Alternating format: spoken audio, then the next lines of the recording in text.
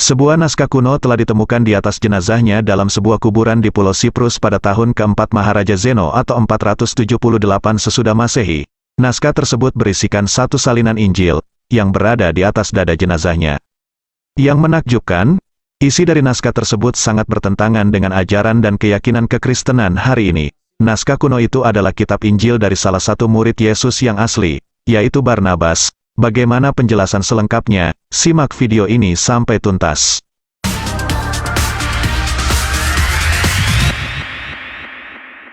Injil Barnabas adalah sebuah Injil yang ditulis pada abad pertengahan akhir dan dikaitkan dengan murid Kristen mula-mula. Barnabas, yang dalam karya ini, adalah salah satu dari para rasul Yesus.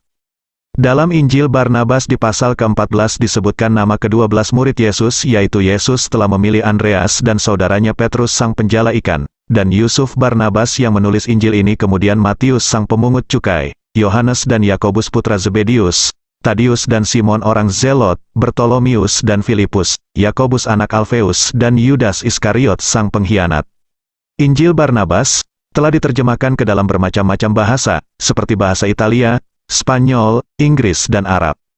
Sebagaimana diketahui, Barnabas adalah seorang tokoh paling berpengaruh di antara murid-murid Yesus dalam penyebaran Injil di abad pertama. Barnabas adalah imam bagi kekristenan saat Paulus dilempari batu pada saat penginjilan oleh orang Yunani penyembah Zeus. Namun mereka tidak berani melempar batu kepada Barnabas karena wajah dan sikapnya yang tampak bijaksana.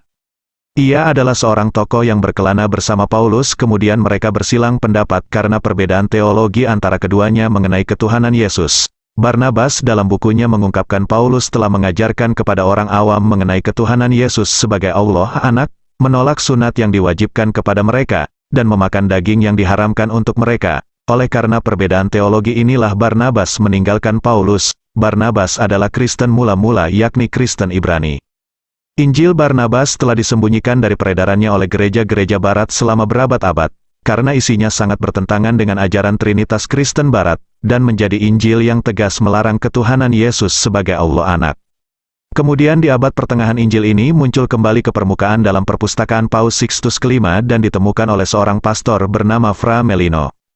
Injil Barnabas telah dipakai di gereja-gereja kekristenan awal sampai ke masa dekrit Gelasius. Sesudah dekrit itu diterbitkan, Injil ini kemudian disembunyikan bersama puluhan Injil-Injil yang lain yang sekarang terkenal dengan nama Injil-Injil Apokripa. Kebanyakan dari Injil-Injil ini berhasil dimusnahkan, sebagian lagi hanya diketahui namanya, ada pula hanya ditemukan beberapa lembar.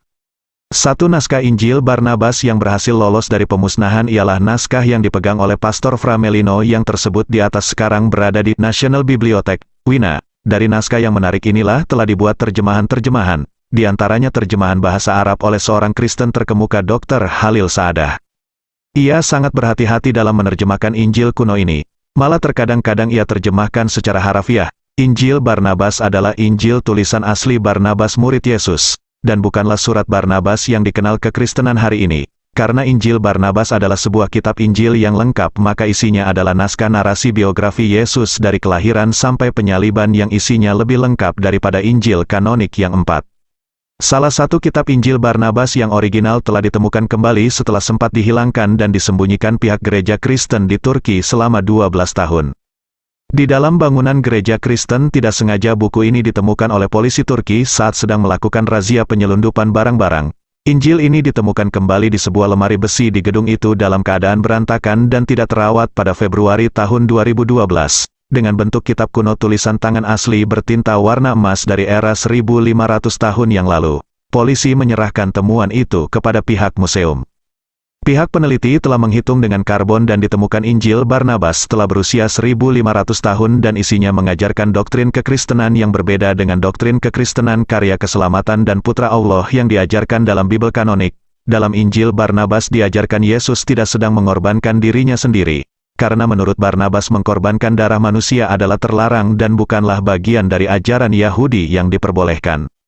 Ajaran Yahudi hanya boleh mengkorbankan hewan ternak yang kosher dan bukanlah darah manusia.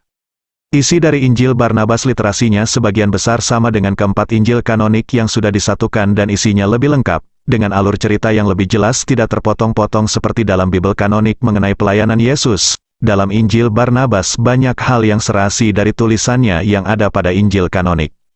Injil